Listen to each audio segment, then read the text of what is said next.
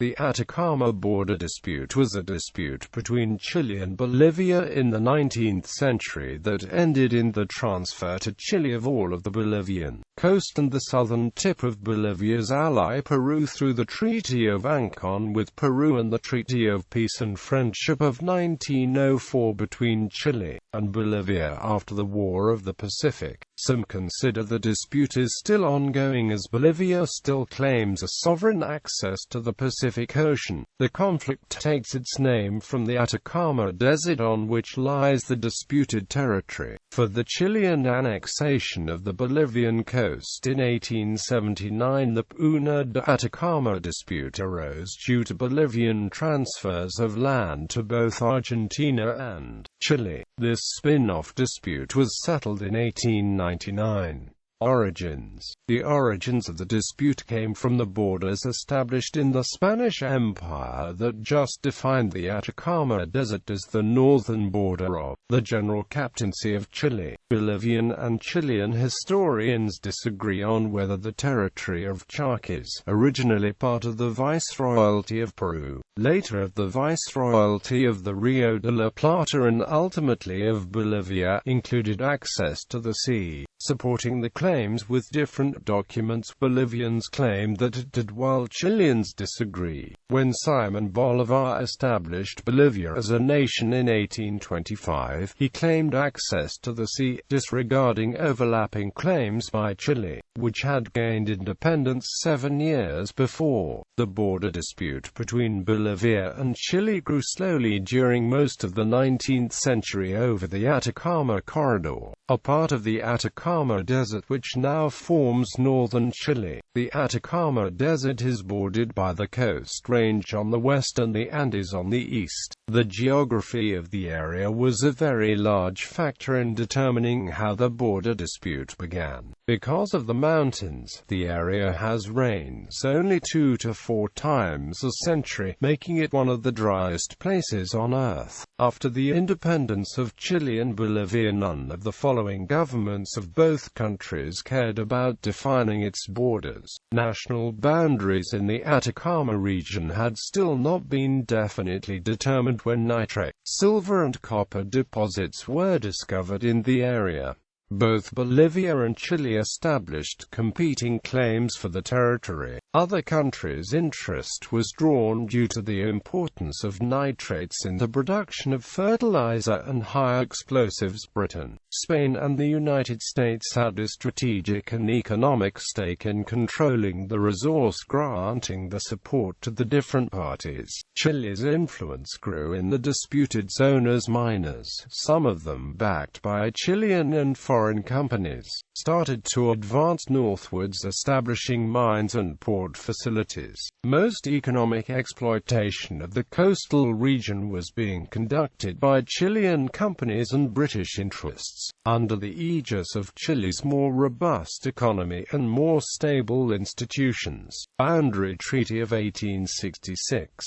National borders in the region had not been clearly agreed until 1866. The two countries had negotiated a treaty that established the 24th parallel south as the boundary, and entitled Bolivia and Chile to share in tax revenue on mineral exports out of the territory between the 23rd and 25th parallels. A second treaty in 1874 superseded this, entitling Bolivia to collect full tax revenue between the 23rd and 24th parallels, but fixed tax rates on Chilean companies for 25 years.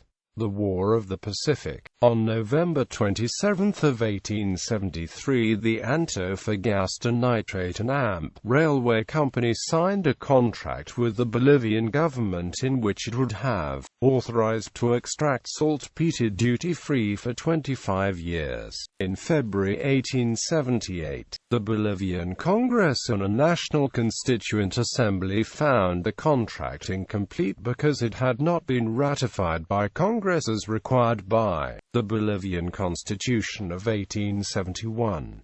Subsequently, the Congress would approve the contract only if the company would pay a 10-cent tax per quintal of mineral extracted. Chile claimed that the border treaty of 1874 did not allow for such a tax hike. The company complained the increased payments were illegal. The company mounted significant pressure and demanded that the Chilean government intervene. When the Antofagasta Nitrate and AMP railway company refused to pay, the Bolivian government under President Hilarión Daza threatened to confiscate its property. Chile responded by sending a warship to the area in December 1878. Bolivia announced the seizure and auction of the company on February 14, 1879. Chile, in turn, threatened that such action would render the border treaty null and void. In 1873, Peru and Bolivia signed the secret Treaty of Alliance. Shortly after becoming aware of the alliance treaty between Peru and Bolivia, Chile declared war on both countries in April 1879. Within 4 years, Chile defeated the joint war efforts of Bolivia and Peru. It ultimately led to the Chilean annexation of the Peruvian Tarapacá Department and Arica Province, as well as the Bolivian Department of Litoral, leaving Bolivia as a landlocked country. In 1884, Bolivia signed a truce that gave control to Chile of the entire Bolivian coast, the province of Antofagasta, and its valuable nitrate, copper and other mineral deposits. A treaty in 1904 made this arrangement permanent. Chile built a railroad connecting the Bolivian capital of La Paz with the port of Arica and guaranteed freedom of transit for Bolivian commerce through Chilean ports and territory. 1904 Bolivia-Chile Treaty, Chilean Proposal of 1975. In 1975, the Chilean government of Augusto Pinochet made a proposal to Bolivia consisting in a swap of a narrow continuous corridor of Chilean land from the sea to the border between Chile and Bolivia, running parallel to the border between Chile and Peru, making the Luta River Chile's northern border, in exchange for the same amount of Bolivian territory. The proposal involved former Peruvian land, and according to the Treaty of Ancón, Chile could not give former Peruvian territories to other nations without Peru's agreement. The dictator of Peru, Francisco Morales Bermudez, was opposed to these changes but proposed to make Arica a territory governed by the 3 states. Chile responded that it could not accept this complicated shared sovereignty. Recent history. Bolivia still wishes for an Atacama corridor, which Chile rejects, yet grants unrestricted traffic to all kinds of Bolivian merchandise through that territory. Today the territories ceded by Bolivia and Peru count for an important part of the Chilean state's income, as the state-owned company CODELCO mines some of the world's largest copper deposits located in that area. During the Bolivian gas war, the dispute arose again as most Bolivians, including Evo Morales, opposed the future export of Bolivian gas through Chilean territory, which the government and foreign companies wanted. In 2004, the anniversary of the 1904 treaty, Bolivian claims were reignited, and the words "gas for sea" became the slogan of those who opposed the exportation. The dispute became evident when the Bolivian President Carlos Mesa in the Organization of American States engaged in a public spat with the Chilean President Ricardo Lagos.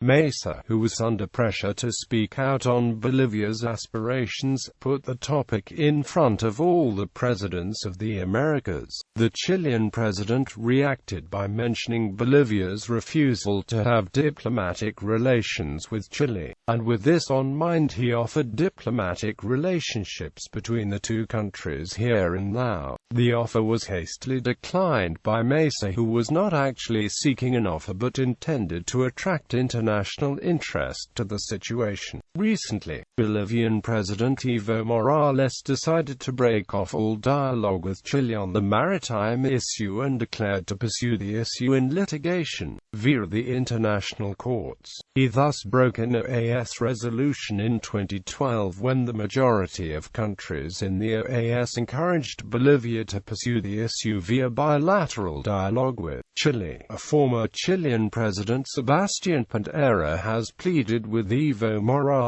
to continue with the dialogue, but to no avail. The Bolivian government followed through with its determination to file a case with the International Court of Justice on April 24, 2013. Surprisingly, the case does not challenge the border treaties signed by both countries, which Evo Morales has always been against. The basis of the case stems from two bilateral negotiations in the 1970s and 1950s, where a sovereign route to the Pacific was allegedly promised by Chile but never eventuated. Bolivia argues the rights of expectations for the case, which is a legal commercial term that's never been used in the ICJ. The memorials process is scheduled to end in early 2015.